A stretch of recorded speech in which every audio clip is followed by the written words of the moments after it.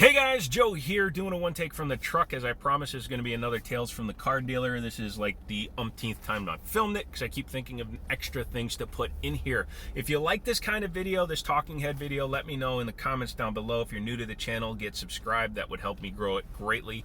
Get that new camera that's coming from Colorado that isn't here yet. So you guys paid for that and I appreciate it. Today's video, as promised, is going to be about adaptability. However, I'm going to throw a couple of extra things in there. Number one, pride. Number two is vocabulary. So let's start with number one, adaptability. As a fresh off the boat car salesperson, not off the boat from somewhere else, but fresh car salesperson, I keep saying new car salesman and it throws me off, so I'm not going to keep doing that. As a fresh car salesperson, the number one thing you can learn is adaptability. When you see a nice truck like I have pull into your dealership, it's a $50,000 truck, first thing you're going to think is, oh, maybe he's buying another one or maybe he's upgrading. That's fine. You can make those assumptions until you meet the person. Don't make assumptions about the person though. But when you see someone like me jump out of the truck, hobbling around, looking at stuff, looking at an SRT Charger, you're probably going to go up to him and go, oh, wow, yeah, he probably borrowed daddy's truck and doesn't have any money. You're going to have a problem. That's prejudging, which is another subject that I totally forgot about, and you shouldn't do that.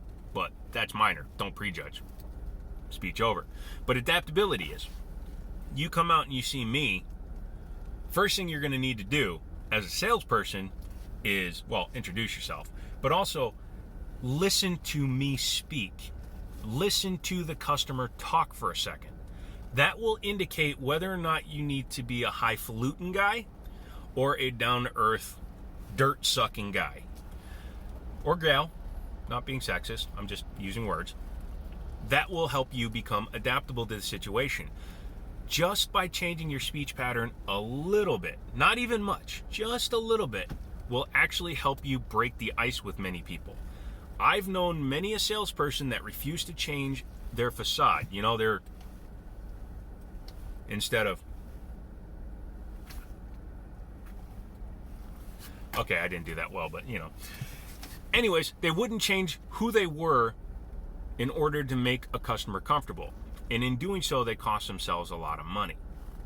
My ability to change my attitude, I was going to say something else and I decided to say attitude, don't know why.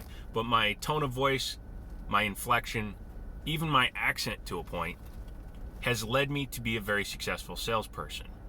That also leads into number two, which is pride, which is another problem a lot of fresh salespeople have. And old grizzled veterans can have too. In fact, the guy that pissed me off enough to make me work for him, and then I worked for him for 10 years, yeah, that's irony for you, had the sin of pride. Even if he was making $2,000 on a cash deal for a car, he would blow it out over $50 because the guy offended him. You need to swallow your pride. You need to swallow your pride and turn it into agreeable vengeance. That's the way I want to phrase it. Agreeable vengeance. Because if you can take that guy that pissed you off and take him to the cleaners for an extra $1,000 because he thinks he's the one in charge, that means you've gotten your vengeance. He thinks he got over on you. He thinks you're a sucker, and he may bring people that are just as a-holy as he is. But if you can take 10 people for $3,000 profit, that's $30,000 that you can make by not being overly prideful. So that's number two. Number three is vocabulary. Very, very seldomly do you hear me use the word I do it every now and then because I might be lost in my train of thought. But in general, I do not use the word and are two of the worst things you can say in an intelligent conversation. I don't like double vowels. Using the word is easy speak for I don't know what I'm talking about, I'm thinking of the answer, and I'm going to BS you. So don't use the word You may use it once in a great while because you truly don't know something and you need to find the answer, but don't do it consistently.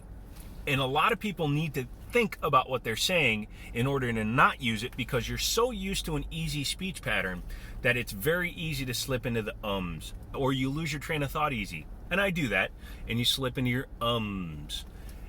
You need to kick that shit to the curb, because that's going to cost you a lot of money. As a person going in as a prospective buyer, and I'm dealing with somebody that's going, yeah, I'd like to see that blue Kia Sophia. I think it's over there. You're kind of losing me right from the start because you don't know what you're doing. So there you go. Vocabulary. No. Vocabulary and adaptability. Let's merge those together. When you're dealing with somebody like me, I'm pretty wide open when it comes to it. I can use layman's terms. I can use eloquent speech when I need to. Not everybody is flexible in that way. You may deal with some people, and I've done it. I've had one of my best customers, good friend, great buddy, couldn't write, barely could read. Obviously, his vocabulary isn't going to be top shelf Webster Dictionary. So I wouldn't use giant words like superfluous with him, or extraneous, or, exacerbate, because he would just think I was saying masturbate. So you can't do that. Some folks prefer you to use more decisive words when you're speaking. Some people don't like it when you cuss when you're showing them a car. Some people don't care. Some people don't care if you smoke. Some people care. Here's a tip for you. If you smoke, don't smoke at work, especially if you're going to be getting into cars. Nobody who doesn't smoke wants to get into a car and a test drive with a smoker, especially somebody that smokes at work. So that's part 4, 5, 6, whatever this is today. Don't smoke at work. I used to yell at my guys for smoking at work. I don't care. Smoking is not a right, it's a luxury. And if you're at work, you're getting into $50,000, $60,000, $70,000 vehicles with somebody, don't smoke. Vape. Just kidding. Don't even vape. It's not good for your wallet. So there you go. That is a bunch of tips that started as just one, which was adaptability, which, again, proves my adaptability. And I wanted to get this one out there because I think it's important for new salespeople. Because even though I make jokes and I kind of, go off on tangents, these are important tips if you want to be successful in the used car space and new car space, but mostly the used car space, because used car space is where you're going to run into the widely varying buyer. New car, you work at a Toyota dealership, typically you're getting Toyota buyers, either young people or aged. Sorry, demographic, it's true. If you like that video and you want to see more tips, let me know down below. Put it down in the comments if you're a salesperson, and we'll talk about that. Next video, I'm trying to think of what to do for the next video for Tales of a Car Buyer or Dealer. Not a car buyer. I could talk about the auctions, but those have changed so much in the years.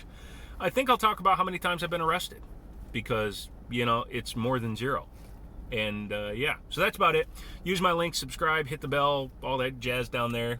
Help me grow the channel. That's most important. I want more subscribers because I want to be able to get my message out to as many of you as possible, and I want to be able to do some cool stuff. So without asking you for a direct donation, that's the easiest way to do it. So watch the videos, like, subscribe, comment, all that good stuff. And as always, I'll talk to you later.